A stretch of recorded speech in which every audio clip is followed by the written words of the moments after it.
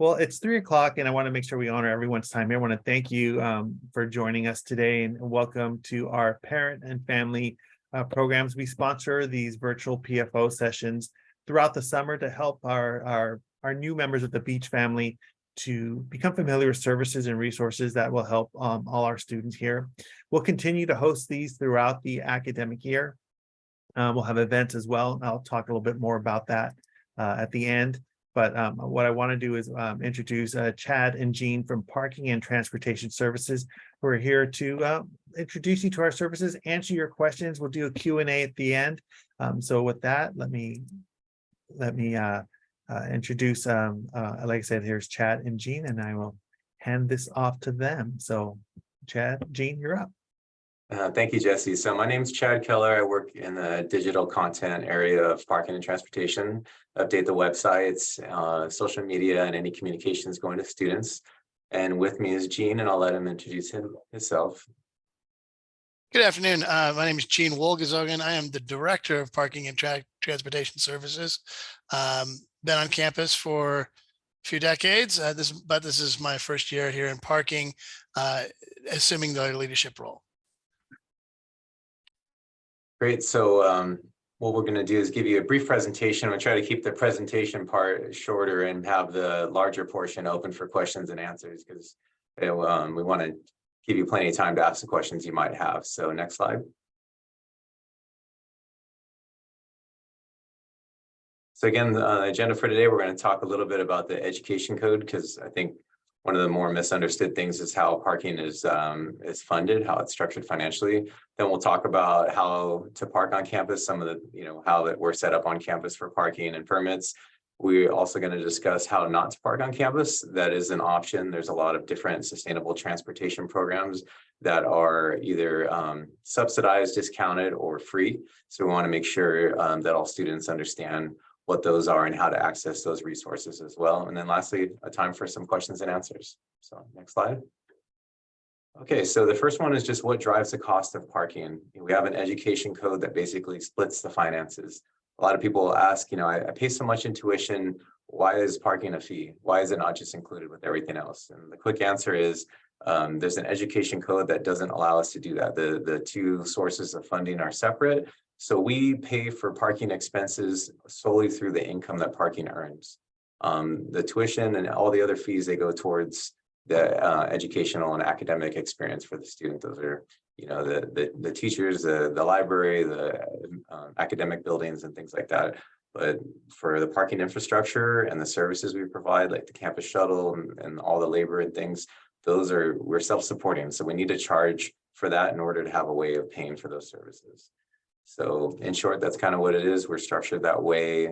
We're kind of beholden to the education code, and that's just why things cost what they do.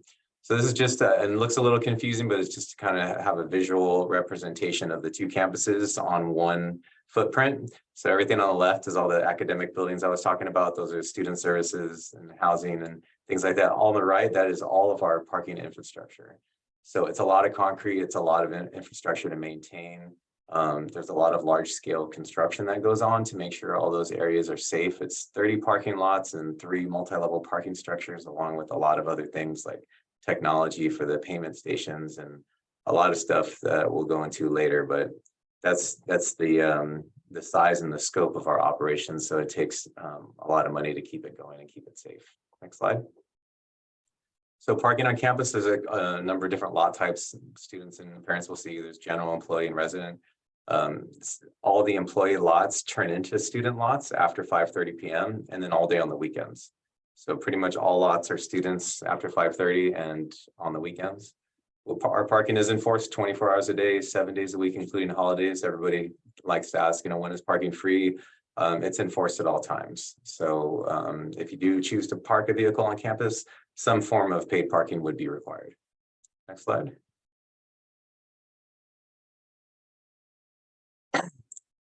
There's different permit types, speaking of paid parking, and they're just in different increments of time, depending on how long the student will be on campus. If you're making a short trip and you're not coming very often, you can buy a 30 or 60 or 90-minute parking. That's mainly for our visitors, though. Typically, students will buy something more long-term. There's daily parking, again, it's all day. And then we just introduced an evening and weekend permit. It's less expensive than the full daily permit. So if people are coming on campus for theater performances or nighttime events or parking on the weekends at all, it's a less expensive permit. It's a little bit of a discount. There's monthly permits that are charged by the month, and then full semester and academic year permits. We kind of fell off the page a little bit, but just to let you know, you can then buy in larger and larger timeframes. The more time you buy, typically the less expensive the parking is per day. So we say if you're going to be here all semester, buy the full semester. If you're going to be here all academic year, buy the full academic year. It'll just save time, and students won't forget to repurchase that permit like the monthly. You have to remember every month to repurchase it, and unfortunately sometimes students forget. So we say, going to be here the whole semester, go ahead and purchase it all at one time. Next slide. We use license plate recognition. It's a great system. It makes for a completely paperless system. We reduce a ton of waste, paper permits, receipts, hang tags, the envelopes that get mailed in, all that stuff gets eliminated with this paperless system called license plate recognition. Your license plate functions as your parking permit. So we hear these questions: where is my permit? I paid for it. Nothing has arrived yet. I need to be on campus tomorrow. Nothing will arrive. As soon as you purchase your permit and enter your license plate, it's almost active instantaneously. So there's no paper that will come, and it's a really great environmental program that was started a few years back. Next slide. We put out a number of parking tips every year. These are just some of them. I won't read every single one of them, but there's the e-lots that you can park in after 5:30. We tell students, if you can't find parking close to your building or right in the front row, like, please just go straight to the outer lots and the upper floors of the parking structures where there always is parking. During the first 4 weeks, parking is more impacted than it normally would be. So you kind of have to plan ahead, allow extra time to get to campus and find parking and get to your class, just because there's more students on campus than normally would be the rest of the semester.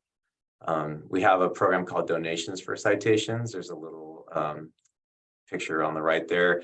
We accept donations to the ASI food pantry in lieu of the full citation fee for certain citations. And I believe that comes around once a year. You can use it once a year, but again, great program that exists out there. We want students to know about it. Our shuttles are free. There's no charge to ride the shuttles. And there's different priority parking if you drive a low emission vehicle. And again, we do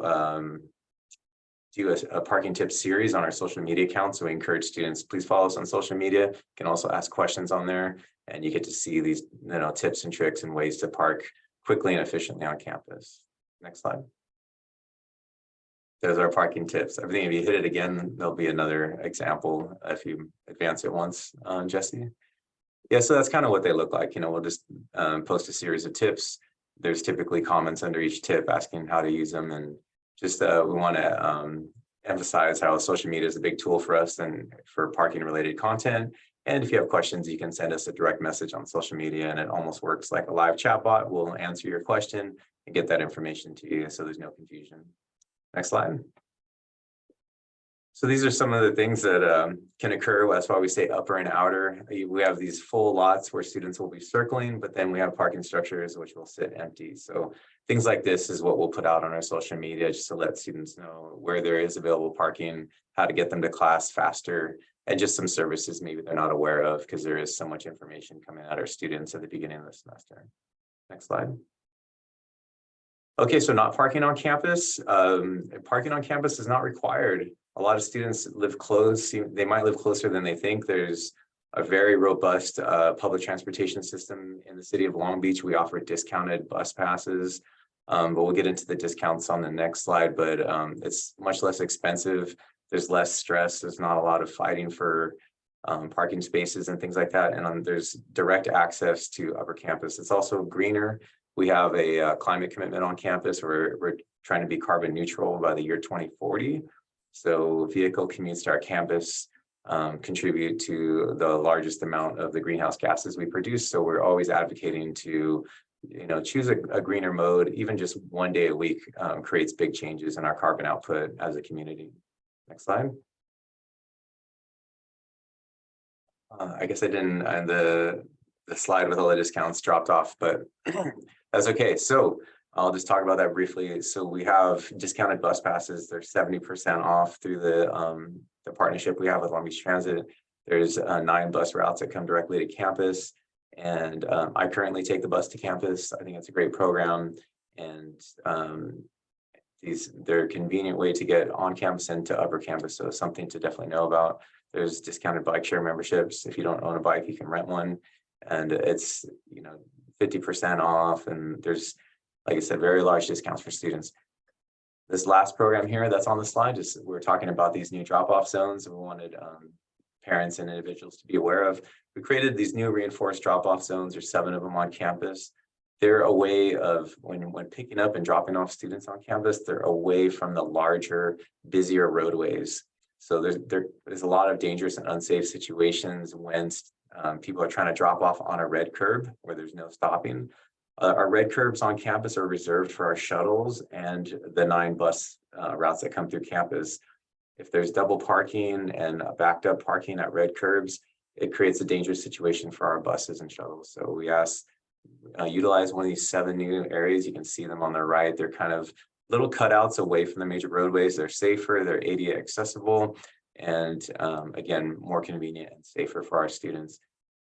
We also created a no-fee cell phone waiting area on upper campus. So there's been a section similar to what you would see at most airports, where you can park temporarily without purchasing a parking permit while you make contact with your passenger through your cell phone, and then you can pull forward to one of these zones and pick up your passenger. But just an extra resource available for picking up and dropping off, because we've seen that activity on the rise amongst our student body. Next slide. And I believe that's all we have as far as parking information, and then we would like to any questions you might have.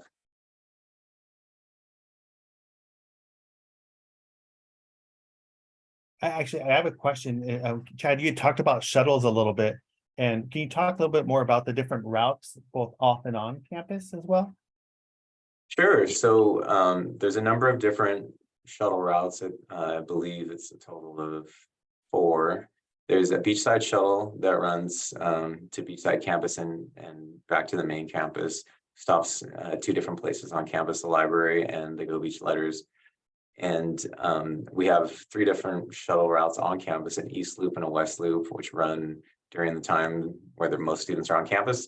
And then during the late night hours and on Fridays, we have the all campus tripper. Just runs in a single counterclockwise loop around campus. All those, the stop information, including a free app which tracks the shuttle's live location, is available on our website. You can just search CSULB shuttle, or you can go to CSULB.edu/shuttle. And all that information is provided on our website. Again, shuttles are free. All students have to do is show their ID card to board the shuttle, and they can take that shuttle for free.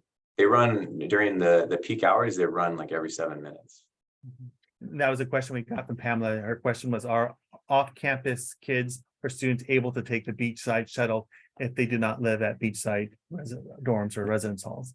So the short answer is yes, but one caveat to that answer is beachside students will receive priority. Right. So beachside students have a beachside sticker on their ID card, and we service them first because they don't have the same privileges as people parking on campus. Mm-hmm. So as long as there's space available, all beachside students have boarded and there's extra seats, and normal students can board that shuttle. But just so you know, you might have to wait for a shuttle or 2, depending on the volume of travelers at the time. A follow-up question is, when is the shuttle busiest? Was that Monday through Thursday? I would say 9 a.m. to 2 p.m. Right. If you're coming from beachside, would you say like plan on at least an hour before, like trying to jump on that? Let's say you have a 10 o'clock class, you're trying to grab a shuttle by 9 or so. Is that safe? Yeah, I would allow yourself extra time, especially during the first 4 weeks of campus, until you learn the frequency of the shuttles. Now these shuttle times, they're estimates. They are always weather, traffic, depending if there's construction. So they're just like a normal city bus. They're gonna be a couple of minutes ahead or a couple of minutes behind. So I wouldn't time it directly to the minute. If you want to be on time to class, give yourself an extra 10-15 minutes until you learn the schedule and the frequency of the shuttles, and then at least you have extra time. Is that app still active where they can see in live where shuttles are? Is that still? Correct. Yes, it's the Ride Systems app. It's free. We have them on all of our shuttles. So they just download the app. It's available on our website, CSULB/shuttle, or just like I said, Google it. When we rattle off all these websites, we realize that you can just Google the information and it'll send you straight to our shuttle webpage. And then download the app, select CSULB as the campus, and it'll just pop up a map, and any shuttle that's running, there'll just be little flags that move around, and you get to see where that shuttle is at and how close it is to your pickup. It also has the master, routes and things like that. You can toggle them on and off. It's a great resource. And Chad had mentioned this, and so I've worked on campus since 1996. We kind of know the trends and the flow of things. I'm guessing we're going to be pretty back to normal or pre-COVID normal again. Like Chad said, students go to class like the first 3 weeks, and after a while, they tend to, oh, you know what? I think I can skip that class. So it won't be as busy. It'll still be busy, but not as busy. So students start to find their flow for the day and where to park and all those things. So, just having some flexibility. And I know Chad had shown a picture of the parking lot below that's completely full with cars circling. And then at the very top of the parking structure, there's plenty of space. We tell all our students when they come through orientation to just park in the far of the spot, get your cardio in, walking in, or take the shuttle, just do something like that, and just save yourself the stress of going circling around. So that, and I think Chad and Gene have said this over and over, there seems to always be parking available on campus. It's just how far you're willing to walk. So it's available. So I don't know if you had any more tidbits or suggestions, Chad or Gene, that you would want to share with parents who can share this with their students. No, I agree. You hit the nail on the head. The first couple of weeks are busy as students are on campus for class, but they're also on campus to pay fees or add or drop classes or buy books. And so you have more cars that would normally be there. Like later in the semester, there's normally just on campus for class, and then they leave. So the roadways have opened up and people have kind of settled into a routine. But the first 4 weeks, expect larger numbers of students on campus and prepare for that. And yes, we do lot surveys to see the capacity or how full are all our lots. We take those surveys at different times of the day. And last 4 semesters, ever since COVID, our lots have not been full. So we know there's always space in the outer lots and the upper floors, because we do surveys of them. So we just please don't circle a full lot. Just go directly to the space that's open, and you'll hop a free shuttle if you don't feel like walking, but you'll be there a lot faster. Do you know how many students actually are riding bikes? Or better way of phrasing it, are not driving to campus? And do you have an idea of what percentage of students or numbers in general? Unfortunately, we don't have reliable data on that. It's really hard to track students participating in sustainable because they have to self-report, right? And they're typically busy with other things. But we can see the purchases of the Long Beach Transit passes, and a lot of students live very close to campus. That we do know. There's a large percentage of students that live within 10 miles of campus. So, and a lot of them within 2 to 3 miles. There's a large population at the traffic circle and within the surrounding neighborhoods. That's very close to campus in terms of bike ride. We consider 2 miles or less being walkable distance. So without even the use of a bike. And so a lot of students just don't know what exists, and especially what discounts exist. The mode that you might be experimenting with might be 50% off or maybe 80% off. So Long Beach Transit doesn't just operate in the city of Long Beach. They operate well outside the city limits into Seal Beach, Carson, Downey, Bellflower, Paramount.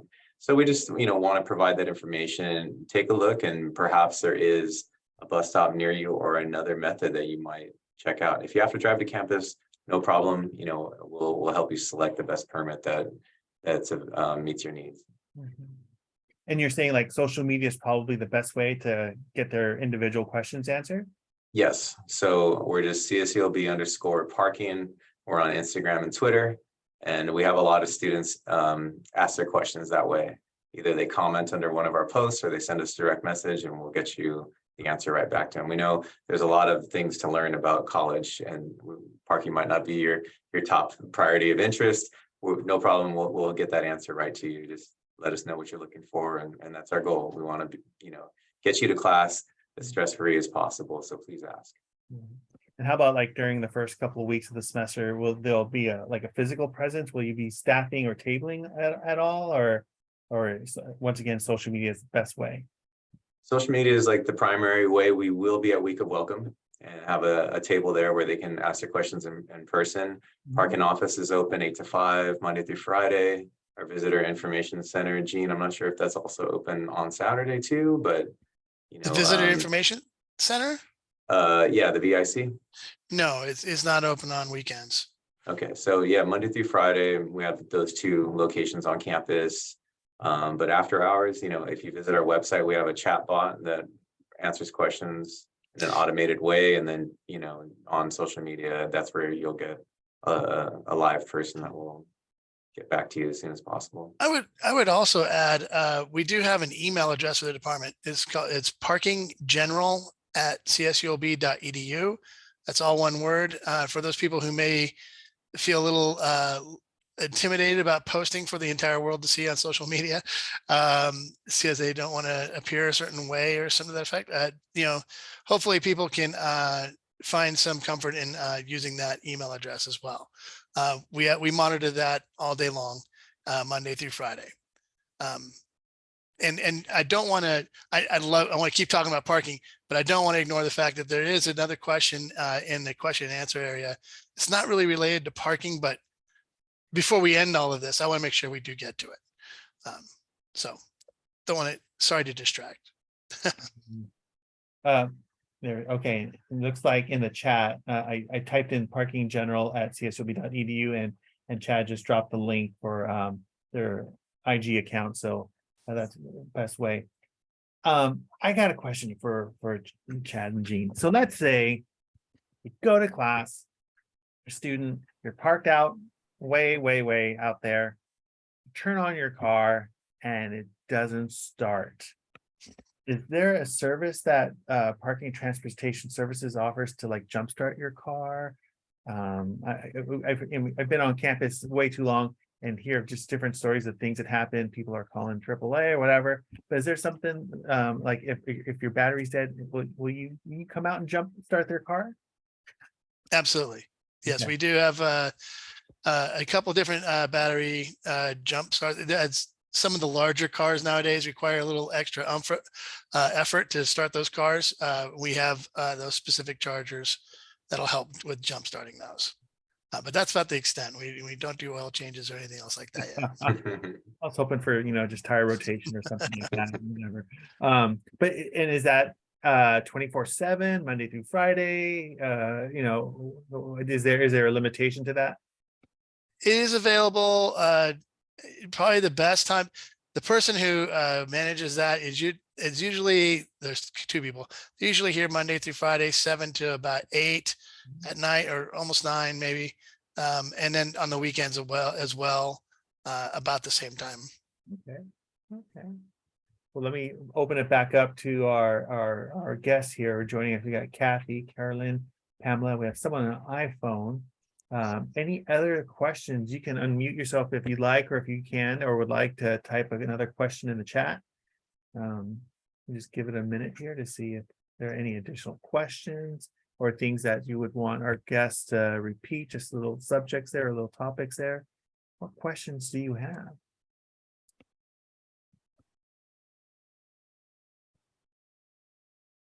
Well, sounds like you did a fantastic job of introducing our parents and family members to parking and transportation services. Jean, anything else, like any other topics you want to hit really quick, or is perhaps something we didn't talk about that you'd want to talk about? I think Chad did a great job of kind of summarizing our department as a whole. We're really excited this year to be able to freeze our rates. Obviously, if you're on this call, you're probably new to the campus. So believe it or not, they were supposed to go up this year, and we're happy to make sure that everyone knew or was able to experience the lower rates, and our new nightly and weekend rate that's also discounted. That and the drop-off zones, for those parents, or if you're anything like me, I'm often driving my youngest to different places, and so is my oldest child is driving the youngest to different places to drop them off. So these drop-off zones that are they're reformatted. They're basically here before for Uber and Lyft, but now we've opened them up. We've expanded them. There's been a lot of construction going on this summer to try to make these more user friendly for everybody. So I really hope for people who are maybe in similar situations as myself, who may be dropping off their child for here at the university, can take advantage of those drop-off zones. You really want to steer clear of some of the employee lots, in particular, on upper campus. They can get dangerous. This last year, we've seen some hit and runs and whatnot and the like. So we really are doing everything we can to avoid any kind of bad situation. So I would encourage you to take a look at those if you are interested in taking advantage of that. It's really strange for parking and transportation to be, pushing pickup drop-off lots and sustainable transportation and encouraging people not to park here. As Chad described to you, that is our main source of income and how we take care of things. So it is kind of ironic. I can imagine what you might be thinking, but it is important to us more than anything else to try to create a sustainable environment and ensure everyone is safe as they come to and from the campus. So that is paramount and always will be. So I think that's about all I would really add to this or emphasize. There you go. Thank you. Thank you, Gene. How about you, Chad? Any final words or any helpful hints that you want to share? No, I can't emphasize social media enough. We do put all of our parking tips on there. We got them down to a concise, tight list of all the things that we know that works and that students want to know about. So if they tune into our social media channels, or like I said, just ask us the question directly, because we take no pleasure in giving out citations. They're not a big money maker for us. All they do is keep order on campus. They're a big hassle. Students hate them, when they're a hassle for us to track them and appeal them. So to have the correct information early on, we know that this is going to make students have a smoother transition to the campus. So take a couple moments, review our website, or make use of the resources we provide for that information. And if you have a question, just please ask. And we thank you for the opportunity, Jesse. No problem. Let's see. I'm just trying to catch up with the chat over here. Perfect. Looks like I think we're good. Once again, thank you so much for joining us today. We know that orientation is a first step for your student as they transition to the university. Orientation is continuous because throughout their stay here, they're going to have different needs, different questions, different concerns that pop up. Parking will always be here. Orientation, new student family programs will always be here to answer your student questions. So at any point, if they have any questions, feel free to have them contact us. We will be welcome, just as parent and transportation, parking and transportation services will be available. And we're going to do our best to help your students succeed both in and outside the classroom. So on behalf of New Parent Family Orientation, Parent Family Programs, Parking and Transportation Services, I want to thank everyone for joining us. Have a great Thursday. The semester begins on Tuesday, August 22nd, and the campus will be alive again. So once again, thank you so much for joining us. Have a great day. Take care.